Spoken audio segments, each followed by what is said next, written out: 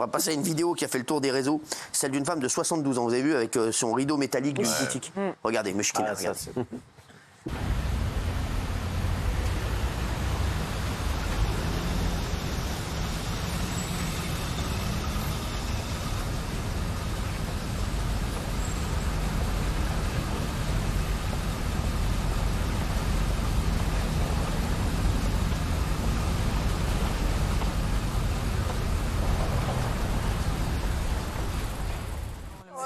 C'est incroyable. Hein. Mais c'est vrai, pourquoi, il a une bonne question. Pourquoi elle prend son caddie? Elle a un réflexe, elle a un réflexe. Elle a peur. Pas qu'on lui vole. Pour pas qu'on lui vole. Ah ouais. Elle a peur de rester coincée en haut. Ah mais c'est incroyable ça. Il vous est déjà arrivé une tannée comme ça, Gilles? Il a dû avoir un truc. Moi, il y a des rideaux de fer qui, à la gare d'Evry, le bras de fer. Un jour, le rideau de fer s'est baissé sur moi. Ah ouais. Et au moment où j'allais prendre mon ticket, il y avait des travaux. Ça a touché le cerveau, à mon avis. En tout cas, c'est tombé sur moi et tout ça. Pense, oui. Heureusement, il y avait ma fille à côté qui, elle, n'a pas été touchée. Ouais. Non, mais une galère de rideau de fer, ouais. Pareil, j'ai pas décollé, mais je l'ai pris sur la tête. Ouais. Une porte de garage, moi. Les portes coulissantes de garage dans les garages souterrains. On faisait une chasse à l'homme et moi je me cachais souvent dans les parkings pour pas qu'on me trouve. Chasse à l'homme. Ouais. Avec quel âge? Mais c'est quand on était petits. Il y a combien de temps? On était petits. Il y a 2 ans. Et en fait, j'étais passé juste au même moment et la cellule, elle n'avait pas bloqué la porte. Et la porte, elle m'avait écrasé ici et écrasé à la tête. Je restais. Ça vient de là. Oh, venez me chercher. J'étais tellement bien caché que je suis resté 10 minutes coincé là. C'est pour ça que je suis débile. Ça a dû jouer. Ça a dû jouer. C'est juste 5 qui ont Ça a dû jouer. Oui, qu'est-ce qu'il y a? Ah non, moi j'ai plongé dans une piscine cet été où il y avait le rideau de la piscine qui était mis et j'avais pas vu et je suis arrivé, j'ai voulu faire le malin, j'ai arrivé, j'ai couru, j'ai plongé, je me suis pris le rideau en plein dans la gueule comme ça. J'ai surtout pété le rideau. Parce que Non mais arrête, putain, Ouais. c'est ouf. Ah ouais. Et le mec, il a dit quoi, ton pote? c'était une location, il a appelé le propriétaire, ils se sont arrangés. En fait, tu fais que du mal, toi. Hein. Non, c'est vrai, tu ne fais que du mal, en fait. Non, mais faites très attention. Ça, c'est très dangereux. Au fond des piscines. Non, mais là, je le dis. Vous savez que faites attention, ne plongez pas comme ça, parce que je vous le dis, il y a eu des gens qui sont devenus, exactement, tétraplégiques, parce que là, ça touche là, et là. Non, mais Absolument. Attention à ça. Hein. Très Je te le dis. Hein. Daniel, fais gaffe, tu fais beaucoup de natation. Plonge pas, ouais. Mets d'abord ton pied, ta nuque, et puis après le reste. Non, mais c'est vrai. Vas-y, on quitte, toi, dans la piscine. Hein. Oui, bonsoir, Paul Oui, Scar. bonsoir. J'ai un truc à dire sur la vidéo. Oui, allez, vas-y. C'est le seul magasin où c'est pas les prix qui montent, mais c'est la porte qui monte. C'est pas mal. Elle est pas mal. C'est mal parce que ça dénonce. Bah là, tu vois, là, c'est la seule émission où c'est pas le public qui part, c'est les chroniqueurs. Par contre.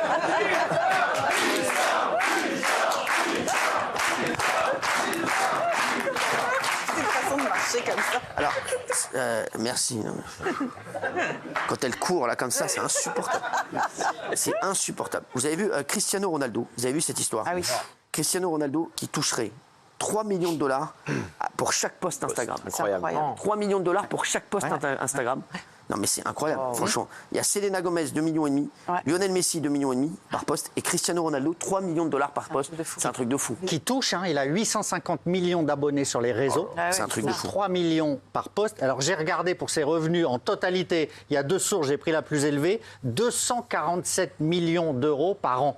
247, dont 57 millions extra-sportifs, c'est-à-dire les posts Instagram, les pubs, etc. Voilà. Et 190 millions de salaires en Arabie Saoudite. C'est des revenus en un an. Le pire, c'est qu'il y a beaucoup de gens qui payent ça et c'est non négociable. C'est-à-dire que si tu dis, et il y a d'autres personnalités comme ça qui prennent des 500 000, 600 000 euros pour une story, vous dites pour faire une story, vous pouvez vous acheter une maison, vous leur proposez 400 000 au lieu de 600 000, c'est non. Parce qu'en fait, si vous proposez moins, après le prix baisse, ils ont le culot de dire non, ce qui est incroyable. C'est l'insolence de ce marché, quoi. C'est incroyable. Après, si on les paye, c'est que ça rapporte autant, j'imagine. 3 millions de dollars. Franchement, alors moi, ce que je me suis toujours dit, si vous êtes une marque et que là, par exemple, on crée une marque, on paye 3 millions d'euros Cristiano Ronaldo sur un poste, c'est sûr qu'on ne le rentabilise pas. C'est évident en termes de vente.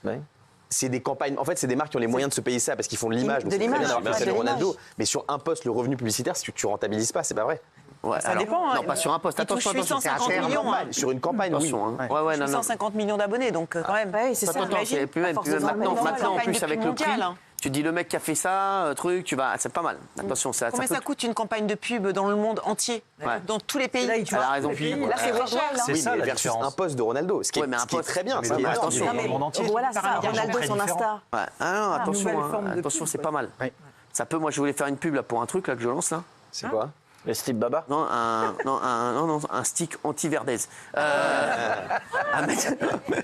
Non, mais Gilles, tu voulais me dire un truc. Non, mais ce qui est incroyable, c'est qu'effectivement, vous avez l'instantanéité de la pub et les journaux économiques dans le monde entier qui font des articles sur la marque qui peut se payer Ronaldo. Donc, à long terme, ça rapporte. Ça coûte 3 millions. Et voilà, exactement, comme dit Géraldine, cercle vertueux, ça rapporte. C'est pour ça que les gens viennent. Sinon, ils ne viendraient pas. Et Messi est juste derrière. Alors, oui, il y a Messi qui est juste derrière. Mais je voulais aussi vous montrer les images incroyables d'un lycée de banlieue parisienne envahi par les rats. Regardez, non mais c'est un truc de fou ce qui se passe ici. Hein. Regardez. C'est le lycée Paul Éluard à Saint-Denis. Il y en a partout des rats. Oui, je passe celui-là. Là. Non, bébé, là. Voilà. Ouais, alors ça, à Saint-Denis, il y a énormément de travaux en plus avec à Saint-Denis. Hein, je sais. Donc là, c'est infesté de rats. Il y a 1900 élèves et le problème, c'est que la région a voté des travaux, mais c'est pour 2025. 40 millions d'euros, mais pour le moment, c'est impossible. Il fait froid, il y a des rats. Enfin, c'est sordide pour les élèves. Qu'on laisse nos enfants dans des conditions d'éducation comme ça, on devrait tous se révolter, quoi. Et je trouve ça écœurant, Cyril. Il y a 5 millions de rats à Paris. Quoi, 5 millions de rats à Paris? 5 millions de rats à Paris. Ouais. C'est la 4e ville où il y a le plus de rats en fonction de la population. Devant, il y a une ville indienne, puis ensuite New York et Londres, mais qui sont des villes beaucoup plus grandes, beaucoup plus étendues. Exactement, bien sûr. Ouais. Il y a beaucoup de cafards aussi. À Paris? Bien sûr. Ah oui. L'humidité. Les blattes. Très humide, Paris. Avec la Seine. Ok. C'est comme moi. Oui, mais je vous le dis. Ok, seigneur météo. Est-ce que vous avez vu cette histoire? La ville de New York va envoyer l'armée pour assurer la sécurité dans le métro.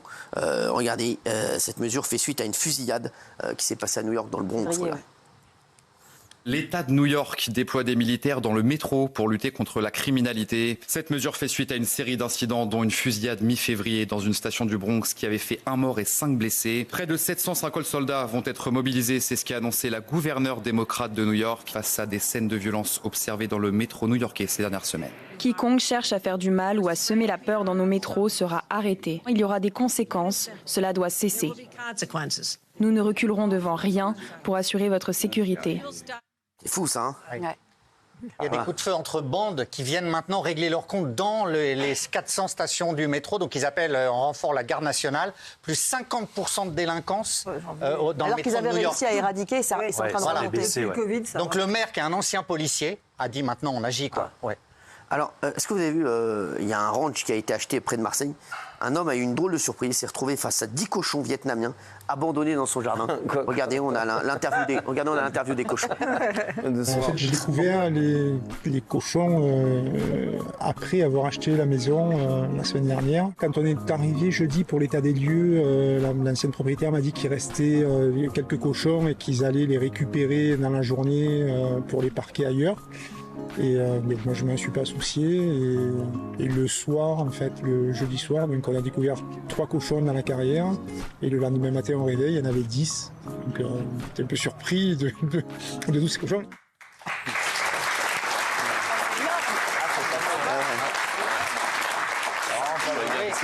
Moi, je connais bien parce que j'ai de la famille au Vietnam. Donc les cochons, les cochonnes vietnamiennes, c'est un sujet que je maîtrise. Et c'est des animaux, ça fait partie.